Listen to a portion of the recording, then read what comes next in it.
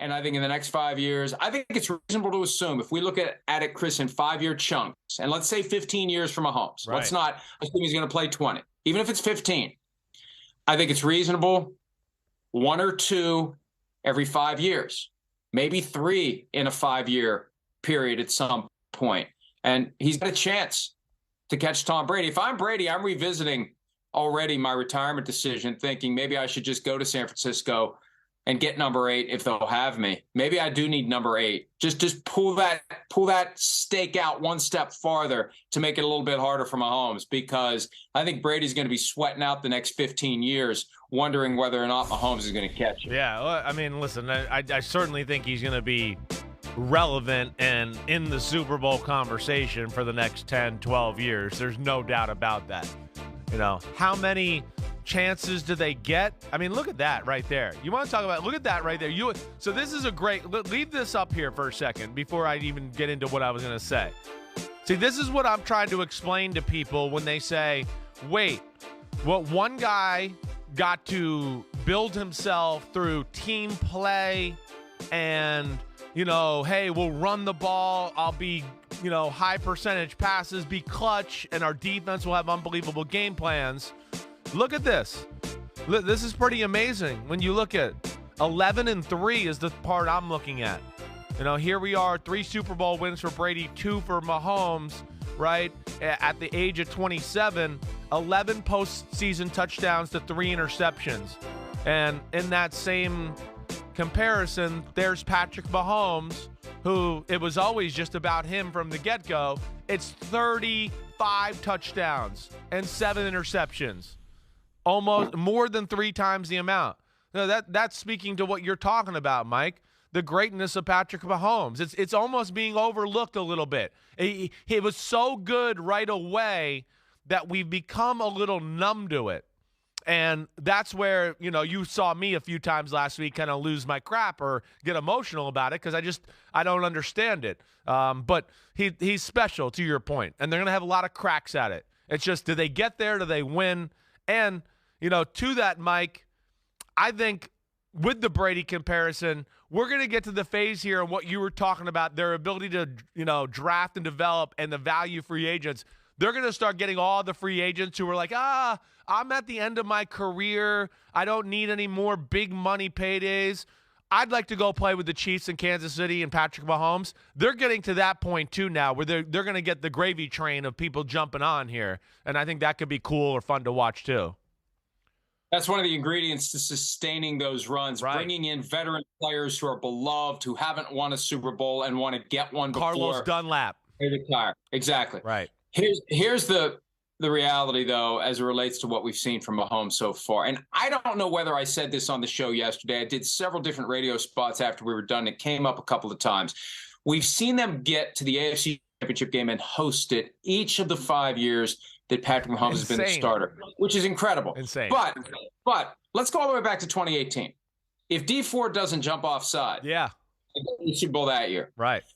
In 2021, if they don't feel compelled to force feed the ball to Tyreek Hill up 21-10 just before the half, instead of taking 24-10, trying to get it to 28-10, maybe it's 5 straight Super Bowl appearances. And I'm going to take it all the way back to 2017 when Alex Smith was struggling.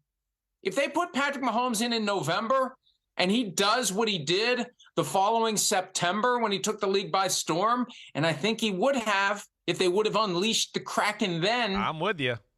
We could be looking at 6 straight Super Bowl appearances by the Kansas City Chiefs. Now, I know that it's difficult, and it's one little thing here and one little thing there. Look, it felt like they were going to lose to the Bengals in the AFC Championship this year until Chris Jones forces the intentional grounding, sacks Joe Burrow.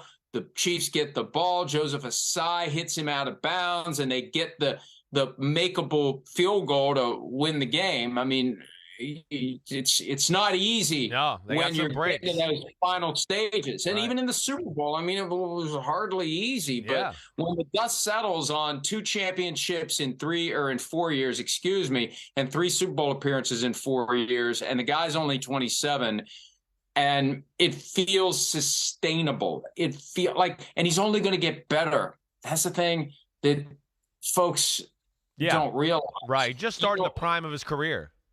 And he's going to get to that point where he's seen it all. He walks up to the line. He knows who's going to be open. He's running that offense. He's not going to have to do the hair on fire, scrambling around, trying to find someone who's open because the play that was called didn't work. The play that was called is going to start working at some point all the time because he's going to know what he's seeing pre-snap. He's going to know where the guy's going to be. He's going to be able to get rid of the ball. And I think, and Chris, this is a phase that is coming maybe 10 years from now, maybe 8 years from now, when he loses just enough of his natural ability to run around and extend plays. He'll have the mental acuity like a Tom Brady. He's going to make that adjustment at some point. Right. From a guy who buys time with his legs to guy who can get rid of the ball in the pocket before the walls close in, and that'll extend his career. I mean, I'm only going to assume 10 more years from Mahomes, but it's not unreasonable to assume 15 more years, which would put him at 42. I mean, he gets to 20 years as a starter, 3 years younger than Tom Brady. He's got, and people, see, I think there's pushback against this because the fans of the other teams don't want to concede that the bulk of the next decade is going to be Kansas City Chiefs territory. But get used to it. You got to deal with the Chiefs in the AFC. You got to deal with the Chiefs if you're the best team in the NFC. Every other year, 3 out of 4 years, whatever it is, that's going to be the team you have to deal with in the Super Bowl. It makes it harder to win. So yeah, and this is what the NFL doesn't want. This is the kind of a league that Pete Rozelle hated when it was Steelers and Cowboys and Raiders and same.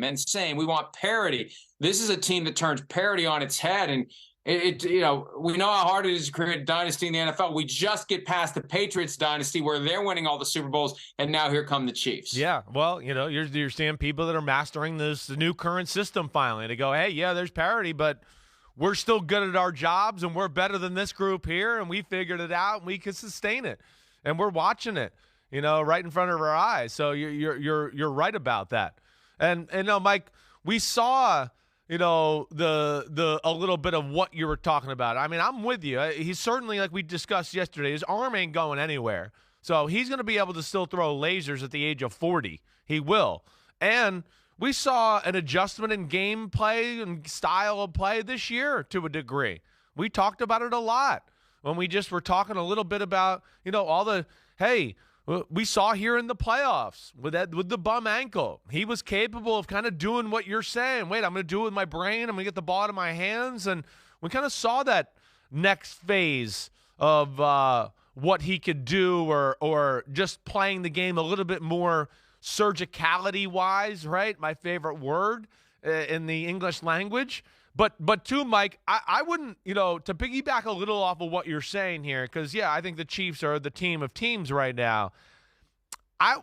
The way it's shaken up, I almost feel like we almost got like an 80s vibe right now. I wouldn't be shocked if, the Chiefs are the 49ers, but it's like, hey, then the Bills win one, and the Bengals win one, and then the Chiefs win one, and then, hey, here come the Bengals again, and then it's the Bills again, and then, maybe some other team jumps into the mix, the Chargers, whoever. I don't know. There's a part of me that thinks we might be setting up here for like an AFC run, but, of course, the Eagles, the 49ers are two teams that they're not going anywhere here in the short period of time either to where they might upset that, but we could be looking at a little bit of a cool AFC, the same 3 or 4 teams playing in the AFC Championship divisional round for quite some time. And, of course, yeah, I expect this team to be there more times than not. Hi, it's Mike Florio. Thanks for watching PFT on YouTube. Hit subscribe for the latest news and analysis from Pro Football Talk.